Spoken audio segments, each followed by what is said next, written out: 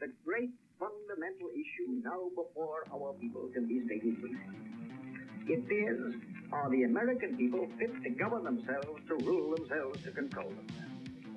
I believe they are. My opponents do not.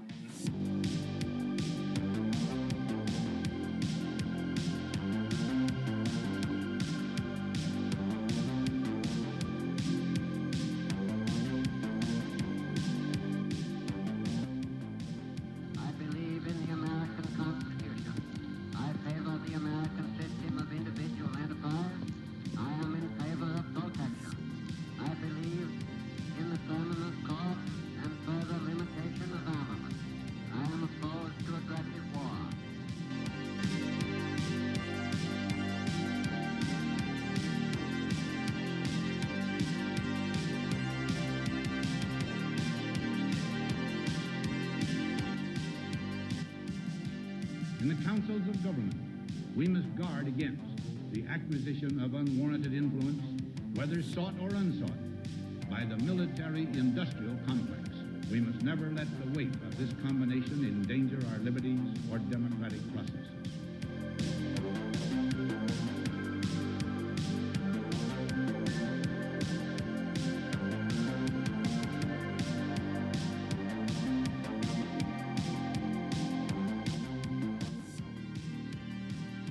Whether we shape the future in the image of our hopes is ours is to determine by our actions and our choices. If we succeed, generations to come will say of us now living that we mastered our moment.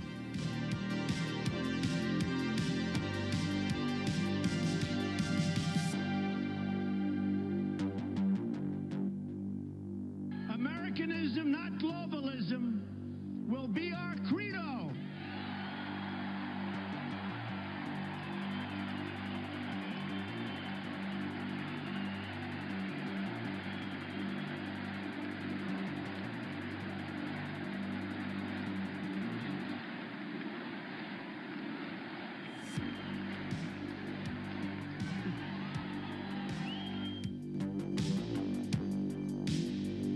Tired of the center-left takes of the corporate media? You found the right take. How is it going, everybody? Welcome, welcome, one and all. It has been a while. So sorry for the little unintentional hiatus there, guys. We are very busy this time of year when it comes to politics, on top of it, of course, being sick season. Everybody else I know is getting sick. I swear, coworkers, friends, it's terrible. It's that time of year again, folks. This is episode number 93 of The Right Take. Ladies and gentlemen, thank you all so much for tuning in. As always, I'm your host, Eric Lendrum, and my co-host, Jacob Grandstaff, is not here for this episode, guys. He is once again down in the trenches. He is very, very busy, still fighting the good fight, but he will be back soon enough. But in the meantime, the show must go on, and this is going to be a banger show for you guys today. We have a guest on the show today, guys, and a rare occasion indeed, an in-studio guest, which does not happen very often, and a repeat guest. And up to this point, we've had quite a number of incredible guests on the show. Caitlin Bennett, our good friend Tom Pappert. Tom Pappert's the only one who has been on multiple times. He's been on 3 times now, the three-peat, as it were. But now, finally, we have another repeat guest on the show. When last he spoke to us in studio that time as well, he was running for office here in the great state of Virginia, vowing to take the fight to Amazon and big tech. And now he is back, still fighting that good fight, warning us about big tech and what we can do to stop them using different weapons other than running for office. Ladies and gentlemen, the one and the only Tim Kilcullen. Tim, welcome back to The Right Take, my man. Thanks for having me. It's great to have you back on, my dude. So, of course, before we dive into the meat of this episode, the stuff you want to talk about, which is a very important subject that, in this day and age right now, of course, people are talking mostly about the January 6th revelations that Tucker Carlson put out the other day. We, on The Right Take, of course, not to be hipsters or anything, but we generally avoid the huge stories that are just getting nonstop wall-to-wall coverage, whether it's Chinese balloons or now the January 6th stuff, just because everyone's talking about it, all right? Everyone's already talking about it. You know, the Silicon Valley Bank now, I guess, is a thing, but we want to focus on the stuff that is just as important that nobody is talking about, and bringing on experts like Tim, who knows what he's talking about when it comes to this stuff. But first, we've got to talk about how Tim and I reconnected not too long ago. It was, of course, the Comic-Con of conservatism, as a friend of mine once described it. CPAC, the Conservative Political Action Conference, finally back in Washington, D.C., back in the swamp for the first time in 3 years, Tim. First time since 2020, when last I went. That was my first CPAC. And as we all know, that was probably the last big convention-style gathering in the United States, if not the world, before, of course, excrement hit the fan with COVID. And because, of course, it was always in Maryland, National Harbor at the Gaylord Convention Center, which, of course, Maryland during that time was under the leadership of Rhino Larry Hogan, who went all in on lockdowns and mandates. So they kicked CPAC out, and CPAC basically said, we're going to go to the free states of Florida and Texas. They finally came back to D.C., and it was a truly incredible experience. Tim, why don't you tell us a little bit about your experience at CPAC, the things you got to see and do there? Oh, it was incredible. It was incredible. So many great voices, so many great points made, and the 45th and 47th President of the United States, Donald Trump. That is correct. Of course, the highlight of every CPAC is President Trump's speech. His speech on Saturday night, concluding the convention, I think went for about 2 hours, maybe a little less than that. It was longer than usual. I took note because, of course, we were there for the speech. Tim and I, totally coincidentally, were very close to each other during the speech. You were seated one row across the aisle from where I was sitting. I made sure to take note of the biggest applause lines for the whole speech. Obviously not counting the final standing ovation, because obviously that's always going to be the biggest when he does the whole, we will make America safe again, strong again, wealthy again, proud again. And of course, he always ends it with, make America great again. But the biggest applause lines I noticed, I counted 4 in particular. The first is when he vowed as president on day 1 to eliminate and revoke all of Joe Biden's executive orders regarding DEI, diversity, equity, and inclusion. So no more forced affirmative action in the federal government or otherwise. That got a huge round of applause, standing ovation. Almost right after that was when he vowed that he would combat transgenderism. He would make, genital mutilation surgeries on minors illegal. He would go after doctors who perform it. That got a huge round of applause. That makes sense considering when Trump was in office, he took that on. I mean, he's the one who tried to prevent this transgenderism from taking over the military. He actually has a record on this, which a lot of the other candidates don't, but he can back it up with his actions. That is correct. I forgot about the tranny ban in the military, that they all lost their minds over the mainstream media. They freaked out and said that he was basically genociding these people, which, I was going to say, because there was, to go off on a tangent here, Michael Knowles gave his speech calling for the eradication of transgenderism, which was extraordinarily based. I think that right there made it the 3rd best speech at CPAC behind President Trump's and Steve Bannon's. And we'll come back to Steve Bannon in just a bit. But back on to the big applause lines. This one surprised me, Tim. Another huge applause line is when he vowed to hold China accountable for the damage caused by COVID. That got a huge round of applause. He didn't explicitly say reparations or anything like that, but hold China accountable, considering we are in debt to the tunes of trillions of dollars to China. That's probably what was on most people's minds, is cancellation of our debt or just massive payoff of reparations from China to the United States. And then lastly, of course, what else? Election integrity. He said crackdown on voter fraud, paper ID, paper ballots, ID, voter ID, all that stuff. It was that, of course, got a huge applause line because voter integrity, election integrity is so important. But to me, Tim, this certainly was not the biggest applause line, but the defining line of the speech of the whole night had to be this absolute gem. And if you put me back in the White House, their reign is over. Their reign will be over. And they know it. And America will be a free nation once again. We're not a free nation right now. We don't have free press. We don't have free anything. In 2016, I declared, I am your voice. Today I add, I am your warrior. I am your justice. And for those who have been wronged and betrayed, I am your retribution. I am your retribution. Not going to let this happen. I am your retribution. Beautiful. Perfect. That should be the defining theme of his campaign right there. It's like, you people want revenge against what they have done to you, what they have done to our country. vote for me and I will enact righteous vengeance on these people. That was perfect. Whoever wrote that deserves a massive raise if they haven't gotten it already. Incredible, incredible line. I just wanted to go over some of the other people who were there, of course. It was such an incredible thrill to me. Not even being in the main ballroom. The main ballroom where all the speeches are happening is cool, but the real fun is Radio Row, where all the various media outlets have their booths lined up, whether it's radio or TV or podcasts or whatever. It was incredible to me to see both at the same time Steve Bannon and Donald Trump Jr. doing their respective shows a couple booths down from each other. Bannon was over at the Real America's Voice booth, and Donald Trump Jr. was down at a booth, just to Make America Great Again booth, like around the corner, that big corner of the building there where you turn off to the lower end of Radio Row. And at the same time, they were broadcasting their shows. Don Jr.'s podcast, Triggered, is an exclusive on Rumble. And then, of course, Steve Bannon's show is also on Rumble, but is primarily through Real America's Voice. And he had Natalie Winters there with him as co-host. And seeing the huge crowds, the crowds gathered for those two were just as big as the crowd in the main ballroom. Like, I'm not even kidding. Out in Radio Row, crowding the hallway to see those guys speak. That was incredible. I personally got to meet a handful of great people on the floor. I got to meet Monica Crowley. I thanked her very much for her work of course, people know her through Fox News, and then she served in the Trump administration with the Treasury, Assistant Secretary of the Treasury.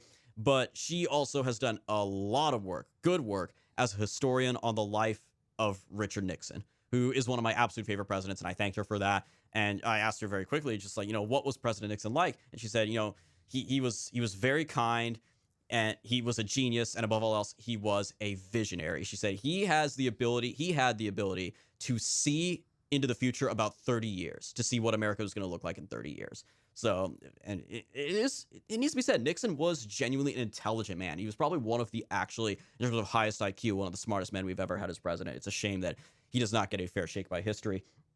I got to meet John Solomon, the journalist, the founder of Just the News, who has done God's work in exposing deep state corruption with real investigative reporting, the likes of which almost no one else has ever done before. Of course, after he was fired from the Hill for doing this reporting, he created his own website where he continues to do that reporting to this day.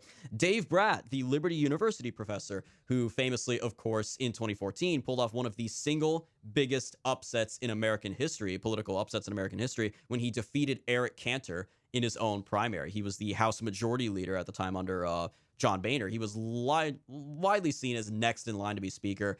And for the first time ever in history, a House Majority Leader lost his primary to someone else from his own party. So Dave Bratt served a couple of terms in Congress there. Father Frank Pavone, the man behind Priests for Life, who recently was defrocked by the Vatican, by this, left-wing Pope Francis's Vatican for his conservative beliefs. A true tragedy there. A great man, great warrior for the unborn, the most vulnerable of us all. And the pinnacle to me was getting to meet Mr. Brexit himself, Nigel Farage. That was truly an incredible experience. It was a great time. I actually first saw him as I was entering the hotel. I was there Thursday morning, then I was there all day Saturday. I went in Saturday, and as soon as I walked into the main glass sliding doors to get into the hotel, Nigel Farage walks by me, and we lock eyes for just a moment. And he's leaving, and I'm going in.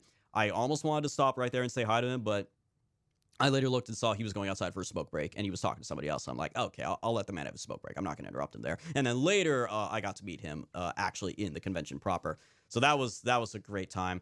And yeah, Tim, we had a great time, actually. The kind of story that can only be told at CPAC. We were in line for concessions, if you remember, and we were both hungry. We were both hungry boys. We're growing boys after all. And of course, just as we were there were a couple people ahead of us in line, but just as we were getting to where the good stuff was, they ran out of sandwiches. Yeah, actually, ahead of us in line was Kim Klacik, the congressional candidate for Baltimore. Is that who that was? That was Kim Klacik. I didn't even recognize her. Oh my goodness, I did not catch that. But yeah, they ran out of sandwiches, which is what everybody's in line for. I made it like chips and crackers and stuff, and like salad wraps, I guess. But everyone wanted the sandwiches. Well, no forks. Salad wraps, but no forks. Oh my! I didn't even catch that. No, you were a braver man than I. You stayed in line. We all kind of stayed in line for about 15, 20 minutes, hoping they would just bring out the replacements. They did not. I tapped out and just got a Kit Kat and a Pepsi, and I kind of survived off that. Was my lunch basically. But while we were in line, we had a great debate actually with a gentleman who was in front of us, unintentionally a debate over Pennsylvania, over the current state of Pennsylvania as relates to voter fraud. And certainly in the context of the governor and Senate races there, how Dr. Oz lost and how as I have said before on this podcast, realistically, we lost that election the moment Sean Parnell dropped out. He would have been the best nominee for that seat. Fetterman really did kind of have that seat on a lock at that point, although Oz, I think, was the least awful of the remaining candidates, and he still lost. And, of course, Doug Mastriano, who would have been the most based governor in the whole country had he won. He would have been amazing. He lost in a landslide. And I said to this guy, I'm like, realistically, Pennsylvania and Michigan are gone. Like, those are states we should write off in 2024 altogether and just hyper-consolidate down to Wisconsin, Georgia, and Arizona. Because if Trump, assuming he holds everything else, North Carolina, Ohio, Iowa, Florida, and the little congressional districts in Nebraska and Maine, flips those 3 states, that's him at 272 electoral votes in 2024. I actually, later on in the convention, I didn't get a picture with him because I got a picture with him last time. I met Scott Pressler, actually, the guy who organizes a lot of, non-RNC, thankfully. He's outside the RNC, but he organizes a lot of get-out-the-vote efforts. I got to have the exact same conversation with him, and I told him the same thing. I said, buddy, we just got to write off Pennsylvania, Michigan, focus on those 3 states, and Trump's at 272.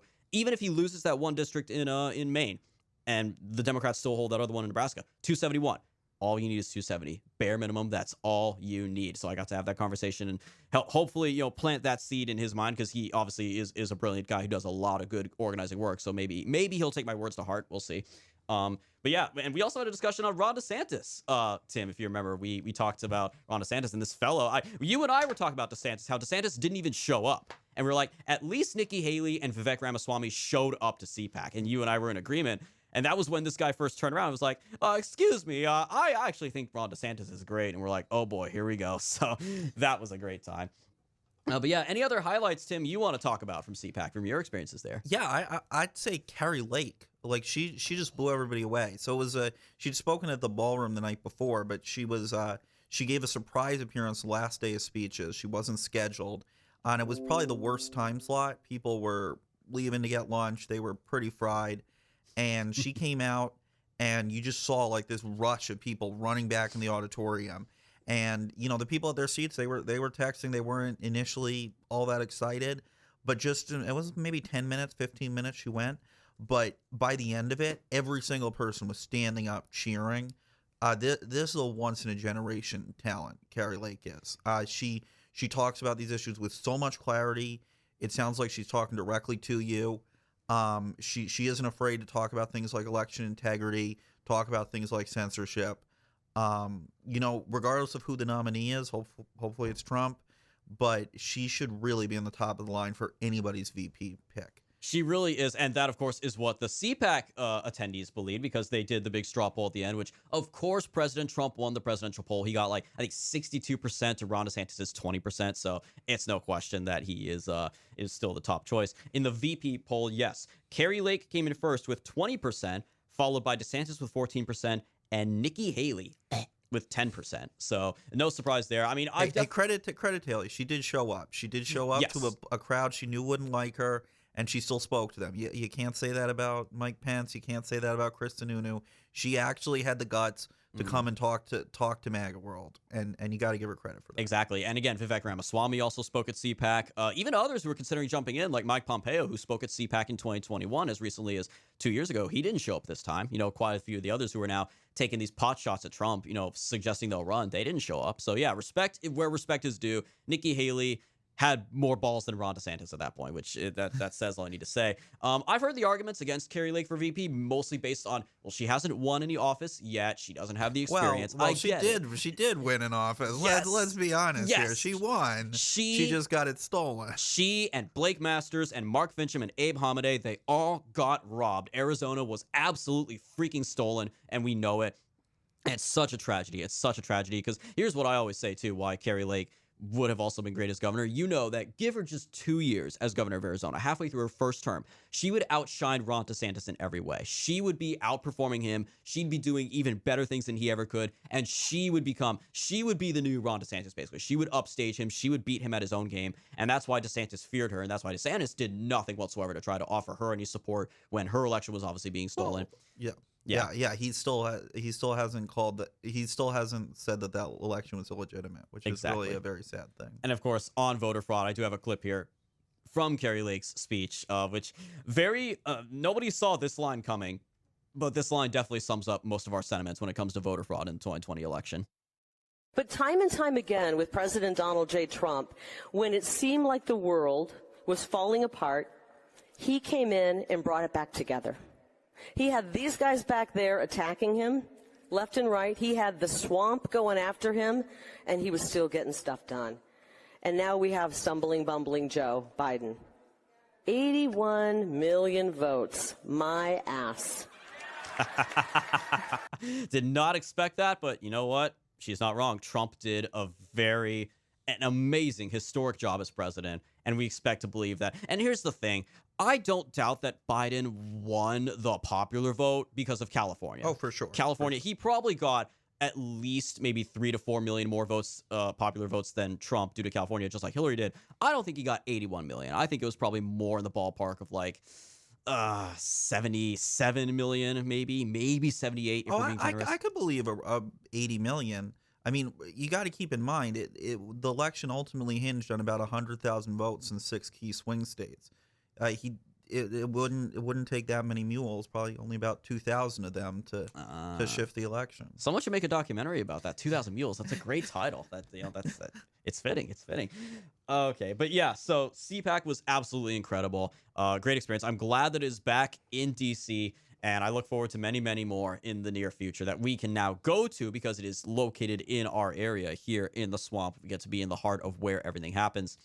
But while we were at CPAC, again, and while we were in line, actually, for concessions, as I mentioned before we started the debate with the gentleman who was pro-Ron DeSantis, you started... A nice man, by the way. He was gracious. Yeah, he wasn't mean. No, he had some great arguments and some great back and forths, and he conceded some of my points. It was a good time. We're all friends here. There was nobody there that, of course, we did not want to be there, other than the drag queen that we saw walking around. I don't know what that Lady Maga freak was still doing. That he should be thrown out, just like all the Nick Fuentes fanboys were. Absolutely. Like, seriously, they all should just be thrown out. Let them go do what they want at their little 50-person gathering.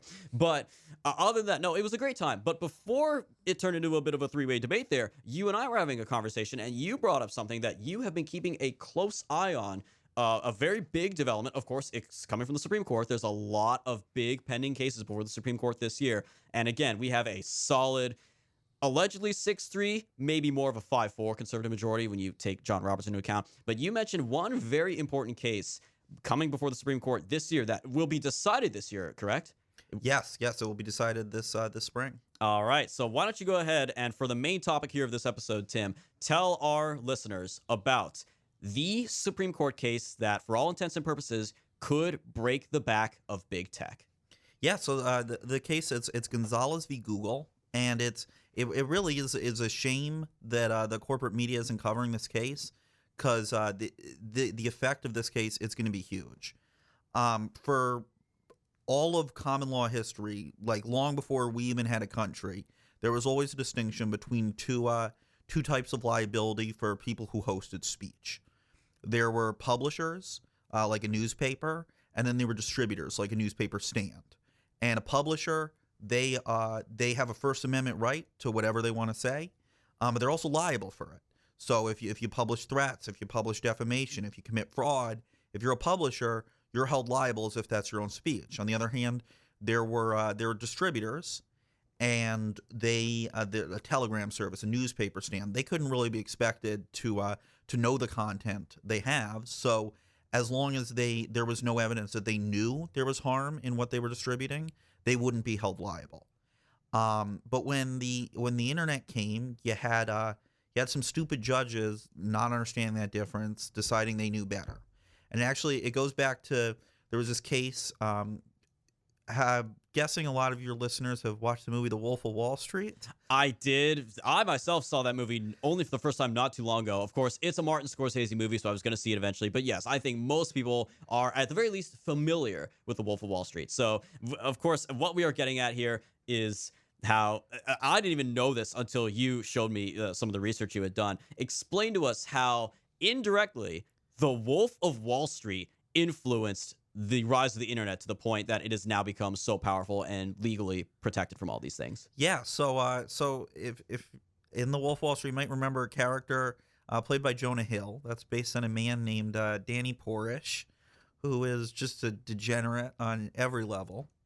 And somebody had, this is in the 90s, this tech firm, Prodigy, owned a forum, and some journalist posted accurately that Danny Porrish was a scam artist, that he was a vile person, and that he was about to get indicted, which, if you've seen the movie, sure enough, he did. So it was real journalism, basically. It was real journalism. And Danny Porrish, because he's a terrible person, he sued Prodigy, and he wanted this speech taken down. And it went to this New York court, and a very complicated, convoluted decision where it's not really clear what the scope of the ruling would have been. This New York state court basically ruled in favor of Porrish, said his lawsuit could go forwards, saying that maybe Prodigy should be treated as a publisher as if they'd said the things against Porrish. Now, obviously, that suit fell apart when Porrish went to prison, and it was shown that everything it said was accurate.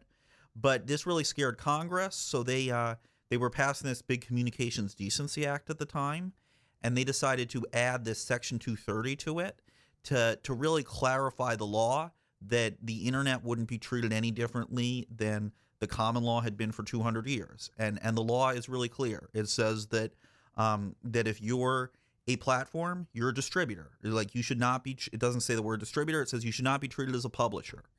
And then it lists a few enumerated things that they could take down posts for without incurring publisher liability, without making it their speech. So it says if it's lewd content, lascivious content, excessively violent, threatening, fraud, things like that. It really was a very clear statute, and it was added to the Communications Decency Act, which was basically an anti-porn bill that was passing through Congress in '96, signed by Bill Clinton. Most of the CDA was actually struck down by the Supreme Court pretty much immediately after in the case Reno v. ACLU. Section 230 wasn't at issue in that case, and that actually has never been interpreted by the court until this year, where it will be in Gonzalez, which is really a judicial abdication on the part of Rehnquist and now John Roberts to not hear those cases. Because what the lower courts have done to this really clear statute that's constitutionally consistent, fits in with like centuries of common law, like it has really been bastardized by these woke lower court judges, while people like John Roberts have just sat back and done nothing. Yeah, and that, of course, has led to, because like you said, one of their mistakes early on, to be fair, is that they could not have seen how the internet would be so different from conventional media, how it would become so much more powerful. Though in fairness, Congress did. Section 230's text is really saying, well, we're just going to apply the same Constitution, the same laws that we've always had. It's just judges had less imagination. Which sounds about right, if we're being honest. But yeah, so obviously that has become a huge issue with regards to the protections that social media companies have from whatever is posted on them, whether it's slander, whether it's libel, fake news, a variety of things. And protections for censorship actions. Yes, in regards to censorship, is because, of course, big tech has gotten so big, it is the new public square. They can just censor whatever they want and say, oh, well, Section 230, we're good, we're covered, you know? Yeah, even though the text of Section 230, it says nothing of the sort. So there's actually, so it started with this case, Zarin, this guy, Kenneth Zarin. He was in Virginia, actually, and somebody impersonating him online, posted a bunch of stuff praising the Oklahoma City bombing with his personal information to destroy a small business. He emailed AOL with photocopies of his ID showing this person isn't me, please take it down. What a throwback, by the way. We're talking about the Oklahoma City bombing and AOL. Yeah. Simpler times, to say the least. So he proved with his ID and everything, his personal information, that it wasn't him. And so AOL tells him, they tell him, we're going to take it down. But they lied their ass off, and they did no such thing. So he sues and says, well, as the Section 230 says, you're a distributor. Distributor liability means if you know something is harmful, you have to take it down. And this woke judge in Virginia decides that actually, no, he's going to reinterpret Section 230. It means there's no liability no matter what they do, even though they knew for a fact it was false and they emailed him saying, we'll take it down. It's okay. They have a license to lie, which no distributor had ever had before in human history. But this judge decided to reinterpret Section 230 to have. He says in it, he's like, well, the CDA is clearly meant to immunize from any harmful content on the part of the distributor. Well, no, it doesn't. The original statute, it flat out was making them liable for the pornography. It basically was a porn ban. So the idea that they wouldn't be liable, it's just flat out, he was lying, basically. Like, you're not supposed to slander a judge, but the dude was lying. We really should be able to slander judges, if I'm being honest. You look at people like, Judge Emmett Sullivan and the others in charge of all the J6 sentencing and whatnot. Those people, absolutely. Yeah. Slander is the least of what they deserve, if I'm being honest. They deserve much, much worse things to happen to them, and that's all I'll say on that subject. But point being, so that Zarin lawsuit you mentioned, or that case, that is my understanding that is the most recent interpretation of Section 230 that is still in place to this day? Yes. Well, and some other even worse judges took that decision and ran with it. So you got this case in Kentucky called Dirty World. Some people might know the reality star Nick Ritchie. He ran a site where he says it's like a social media site, but that's not really accurate. So what they do is, it's not like Facebook where you just post on the platform. You give submissions of dirt of other members of your community. And he will, if he finds it dirty enough, now he's had to sell the site because he's a degenerate. But back then, lots of degenerates on the road to building Section 230. Yeah, lots of awful people. Fitting. But he would manually post what it says and add his own little comments. So there was a high school teacher at Covington Catholic, and somebody posted falsely a bunch of horrible stuff, accusing her of all sorts of sexual immorality. And Nick Ritchie decided to repost it, added his cute little saying, teachers, they're freaks in the sheets. And the court says, well, under the Zarin precedent, we're actually going to immunize that. We're going to say that he has the right to do that. So not only is this, they're not even going to assign distributor liability. This guy is personally writing out the text, manually posting up on his site this libelous material, and they don't hold him to account at all. And this isn't even against like famous celebrities, politicians. This is against just some nobody. Some random teacher who decides to destroy her life because he feels like it. For the lulz. Basically kind of the original troll. One of the original trolls way back in the day, basically. Yeah. Oh my goodness. So obviously, and as you say, they've just upheld that precedent all this time later. And sorry, there's one more case that just blows my mind. And this is where they, after Dirty World, and they basically immunize any conduct that the platforms do, they started to immunize all sorts of censorship. Like I said, Section 230, it has a list of reasons you're allowed to censor without there becoming liability. So if it's lascivious content, if it's lewd content, if it's excessively violent. Well, so the Facebook, Meta now, they banned this page of a organization, an American organization called Sikhs for Justice. This organization, it's a Sikhs rights group, advocates for the establishment of Punjabistan, which would be in northern India. It's a Sikh community. Facebook bans it. They get sued under Civil Rights Act or under civil rights law. And astoundingly, Facebook, Meta now, goes to court and they argue, well, we're not going to say why we banned them. But even if our stated reason for banning them was racial or religious animus, that was our stated reason, we are protected. So basically, Section 230 is more powerful than the Civil Rights Act. Yes, and that's what the court says. The court says somehow it's good faith for Meta to ban people because of their ethnicity, and that's their stated reason. So apparently in this 96 Act that Bill Clinton signed, he was repealing the Civil Rights Act as it applies to Amazon, Google, Facebook, and he just didn't realize it. Wow. So basically, all we really need to do to get the left to turn on big tech is say, hey, big tech can kick all black people off their platform, and they're protected by Section 230. Well, basically. I mean, basically what Google is arguing in this Gonzalez case is Sikhs for Justice has rightly decided they have the right to ban all black people from Gmail. Wow. And that is the lower court ruling. If you're in the Ninth Circuit right now, that is the binding precedent, is that Google has the right to ban you from email. Amazon can cut down your web hosting simply because you're black, simply because you're Jewish, simply because... A Sikh seeking justice. Yes. Goodness gracious. Wow. I didn't know. Now, that blows my mind. I literally did not know until just now the idea that Section 230 is more powerful than the Civil Rights Act. That just... Yeah, and to be clear, there's nothing in the statute that says that. This is just some judges who decided to rewrite the law, and John Roberts let them.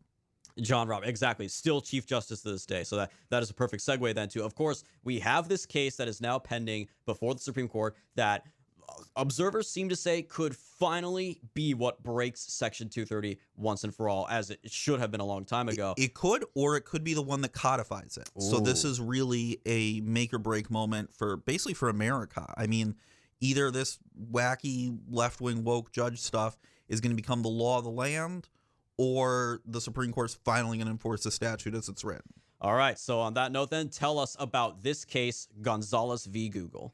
Okay, so it actually goes back to a really heartbreaking event, the 11/13/2015 massacre in Paris, which was perpetrated by 12 members of ISIS, well-funded, well-financed, involved bombings, shootings, and one of the victims was a college student named Nohemi Gonzalez from California, and her parents are suing YouTube because what YouTube's algorithm was doing was it was promoting ISIS propaganda, including propaganda specifically made by these terrorists. They were YouTube personalities, the shooters in this massacre, astoundingly. And the YouTube algorithm kept promoting these videos that would show most disgusting amounts of violence, celebrating terror, and seeking ways to fund terror, to buy their bombs, to buy their guns, to buy their fake passports, which is what they used to kill 130 people. 130 people died that night. And just the astounding thing is, at the same time YouTube was doing this, they were banning Joyce Bartholomew, who was a pro-life music artist who wrote her own personal song talking about why she thought that abortion was morally. She didn't even call for any legislation, just saying why she thought the unborn deserved rights.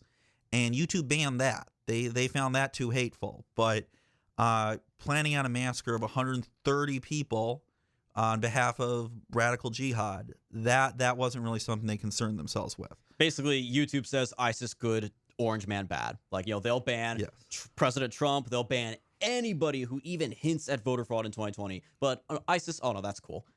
It's absolutely unreal. So, of course, her family is suing YouTube, basically arguing that not only by these videos being allowed to be posted, but the algorithms promoting these videos basically said, you guys are indirectly responsible for our daughter's death. Yes, that's what the suit says. And you've got Clarence Thomas with oral arguments. He was saying, well, the way we should look at it is this absolute immunity thing. That doesn't really seem to be in the text, but maybe distributor immunity, unless they were going beyond the enumerated list of reasons they could censor. If they were censoring for other reasons, which we know YouTube was, maybe they'll be even held liable as a speaker. So then, you mentioned Clarence Thomas, of course, who is basically the shadow Chief Justice, if we're being honest. He is the leader of the court's ideologically conservative majority. As we know, of course, it's a 6-3 court in terms of 6 Republican-appointed justices and 3 Democrat-appointed justices. Roberts is a total swing vote. So, but even without him, it still is a 5-4 actual conservative majority, as we saw with Dobbs, the case that overturned Roe. Well, I'll push back on that, actually. Okay. I don't think the court is as conservative as people make it out to be. I mean, yeah, conservatives won with Dobbs. Now people in, a third of the states have to take a bus ride to pick up their miso prescription. Woohoo. But on issue after issue after issue that are not as covered by the corporate media, they consistently rule against the Constitution, rule against Congress, rule against acts of legislature simply to favor woke activists who are going to the courts because they can't win through the democratic process. So which justices then, if we may, again, just to recap, you have Clarence Thomas, you have Samuel Alito, you have Amy Coney Barrett, Neil Gorsuch, and of course, the Chad, the man who likes beer, Brett Kavanaugh. Which of these, and of course, Roberts, which of the conservative justices are the most egregious offenders in terms of betraying the Constitution? Well, in different ways. So, Neil Gorsuch, he gave half of Oklahoma away, said it was actually secretly an Indian reservation. We just didn't know it. He also said that under the Civil Rights Act, transvestites have a right to go into girls' locker rooms, and you can't stop them. I don't remember reading that in the text. Brett Kavanaugh, he wavered for a long time before he held that the eviction moratorium was unconstitutional. And Brett Kavanaugh joined Roberts and the libs in upholding the Medicaid mandate of Biden that to this day, it's still in effect right now. If you are a healthcare worker in a hospital funded by Medicaid, which by the way is every hospital, you need to take this experimental mRNA poison that doesn't even work or lose your job. And that's Kavanaugh. And then Barrett, the handmaiden as the left likes to make her out to be. let's remember that she rubber-stamped J.B. Pritzker's speech-selective lockdowns during 2020. J.B. Pritzker, a man, he's the head of the Hyatt Empire, governor of Illinois. He stands in the middle of a giant crowd during the Black Lives Matter protests of 2020. The peaceful protests that burned down half of the country. Yeah, mostly peaceful. And he encourages them to make their voices heard, but then he is ordering his state troopers to shut down the RNC conference, literally the rally for his political opponent. And Amy Coney Barrett says that's justified under public health. I mean, we've got a First Amendment. It says freedom of assembly. It says freedom of speech. And I don't think the virus should really care, who you support for governor. But under Amy Coney Barrett's logic, I guess it does. I'll never forget that. I think it was CNN. I could be wrong. There was this article literally declaring, oh, no, you're safe from COVID if you go to racial justice protests. But if you go to Trump rallies or anti-vaccine or anti-mask protests, you'll get sick at those. Just unironically, we talked about this. I talked about this in my speech back in California. Oh, goodness, a couple of years ago now. I cited the article and everything. You can't make this stuff up. And Barrett basically agreed with them. That's ridiculous, especially when you consider what Barrett and Kavanaugh in particular went through to get confirmed. You think they would have in their minds to do righteous vengeance against these people? Yeah. I mean, Amy Coney Barrett was attacked on the stand for her religion. Dianne Feinstein basically said that because she's a Catholic, she shouldn't serve in the court, and yet she still is going to help the left stomp on our First Amendment rights. It's kind of astounding. It really is. I'll never forget when a mutual friend of ours, actually you know him as well as Jacob and I do, he mentioned when all this chaos of Amy Coney Barrett's basically a terrorist because she's Catholic. He said they really think Catholics are bad. They should put a Southern Baptist justice on the court, and they'll be begging for a 9 Catholic justice court. It was great. But yes, so basically what you're saying is the only ones we can trust are Thomas and Alito. They're the only good ones, basically. Yeah, that's what I'm saying. That's fair. And they are good guys, obviously. Again, Justice Thomas is the best, and Alito was the one who wrote the Dobbs decision, so mad props to those guys. So with that unfortunately grim outlook there, Tim, as we talked about already at CPAC in this discussion we first had, what if you had to take an educated guess, how do you think Gonzalez v. Google will go? Along what lines when it comes to the justices? So I think it's going to be a 3-way split. I think Thomas and Alito and maybe 2 of the 3 Trump judges are going to side with the text of the statute.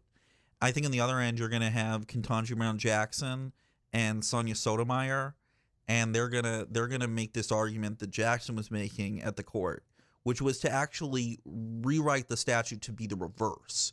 So what Ketanji Brown Jackson was saying, which it just blows my mind, there's no way she can actually believe this is what the law is. She says, well, you should apply a publisher liability to anything on a platform. So they're liable for everything, but give them complete immunity if they censor, regardless of the reason they censor. So basically, the Seeks for Justice immunity, you can ban people because of their race, but at the same time, go back to the Danny Porich's suit and let those kind of badgering of journalists survive, which is literally the exact opposite of what Section 230 says. But I think when she makes arguments like that, she doesn't think that she can get, more than one other person to agree with her. I think the point of that is to provide cover for John Roberts to create a centrist concurring opinion that's trying to find a middle ground, which is where he'll basically just uphold what the lower courts have done, which is complete immunity for anything they keep up and complete immunity for any reason they take down. So then if it is that's interesting, that theory. If it is a 3-way split, what happens in that case? Is it a plurality of justices at that point, or how does that work? So there's the precedent's going to not be as strong.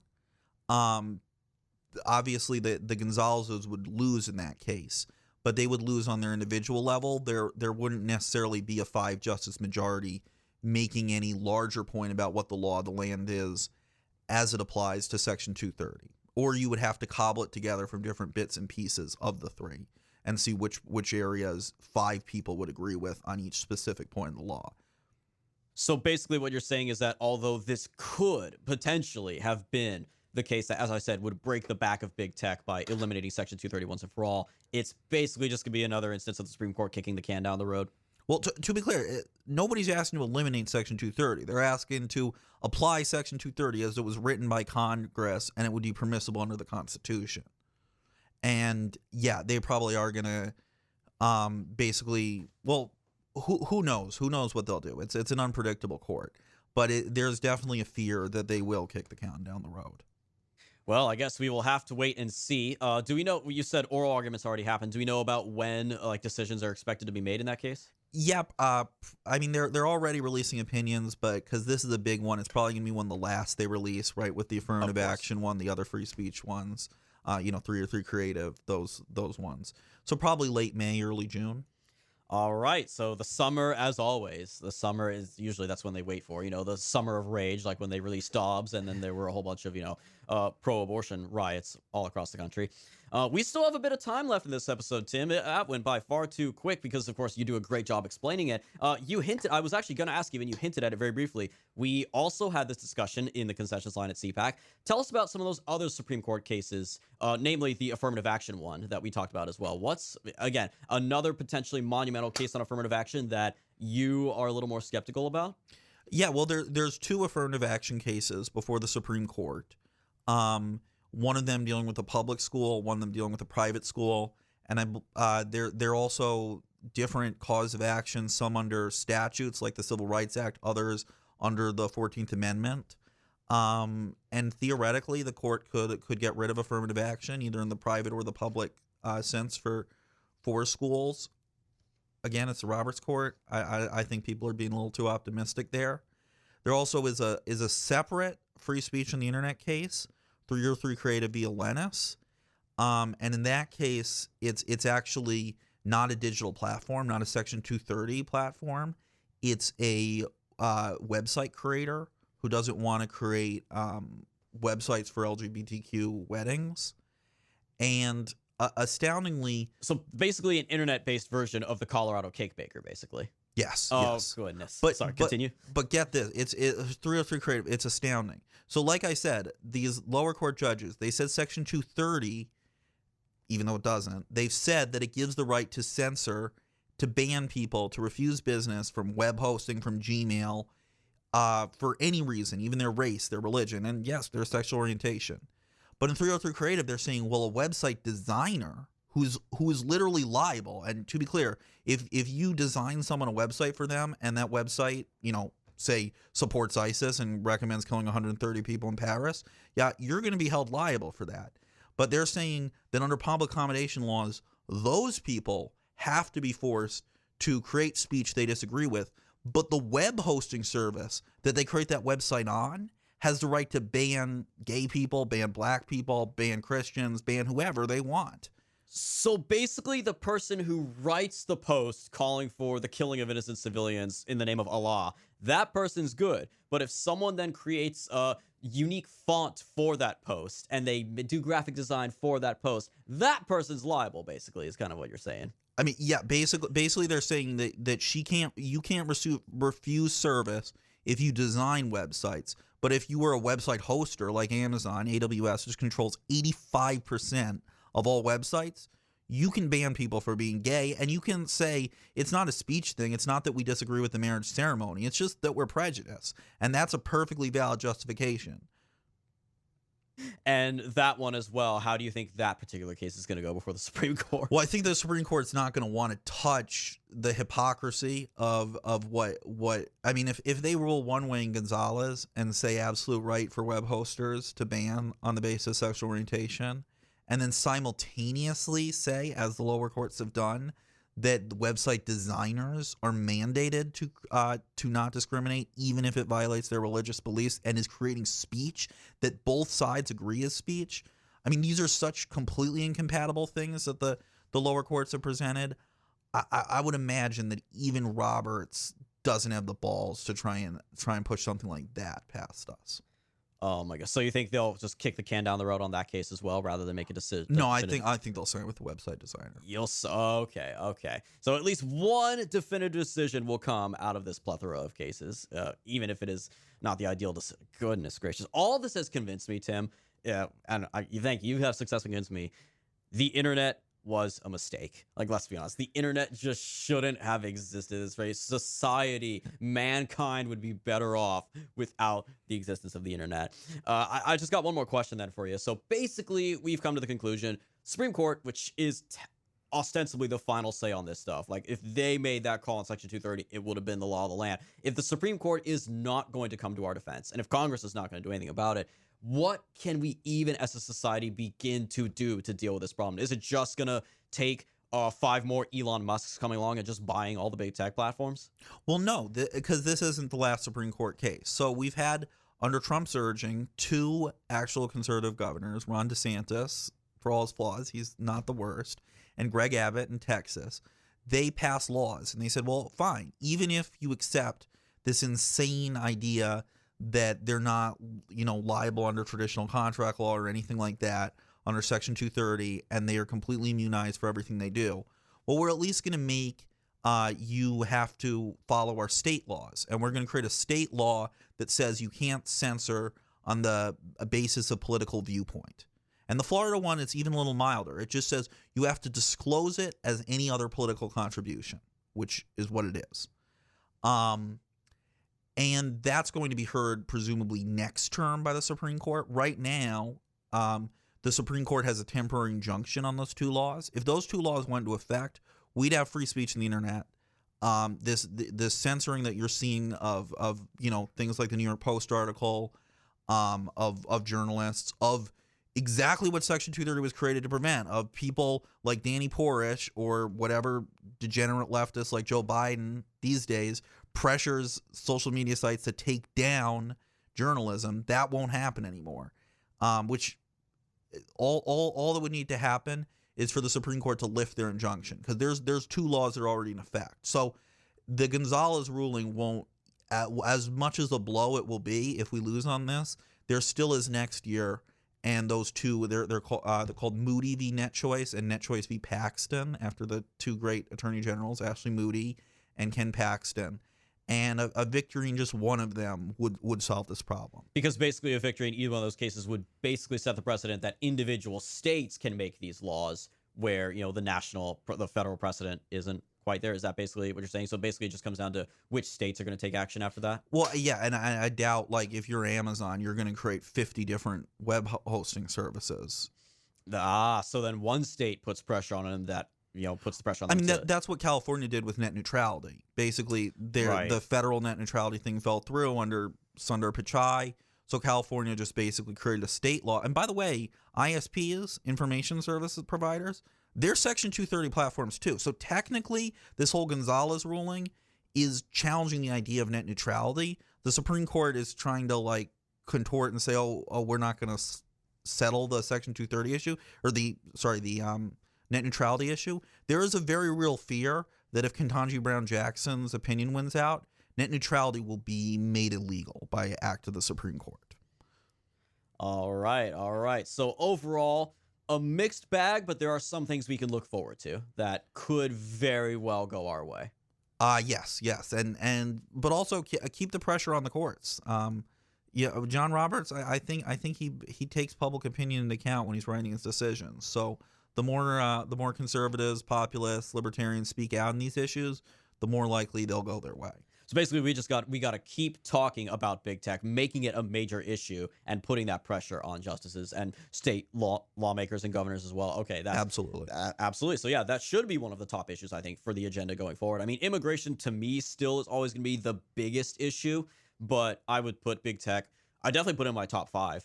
I'm trying to think just off the top of my head what else would probably. I mean, transgenderism is definitely a top 3 one for me. And again, as we saw from the response to President Trump's CPAC speech, that's a top issue for a lot of other people in the base as well. But thank you, of course, so much for that fountain of information, Tim. It was very, very useful. It's important to know this stuff, guys. This is, you got to get into the weeds of some of this stuff about these individual precedents, these cases that led us to where we are now. Sometimes it's not as simple as just one law. Sometimes it's not as simple as one instance. It's a plethora of things. It's one thing after another that builds up to this absolutely convoluted nightmare that we are in now. And only when we understand that and then determine a particular solution can we begin to fix these problems. And big tech is one of the biggest problems. Again, Elon Musk is doing a great job. but he is just one guy, and it's just one platform. There's still a lot more to go and a lot more to deal with. So, Tim, before we sign off this episode, where can people find you online or follow your work as you continue to fight the good fight against big tech? You can check out my site. It was created back when I was running for office, Kilcullen for Virginia. And as I get into litigation on these issues, I'll look forward to speaking out about it more. Awesome.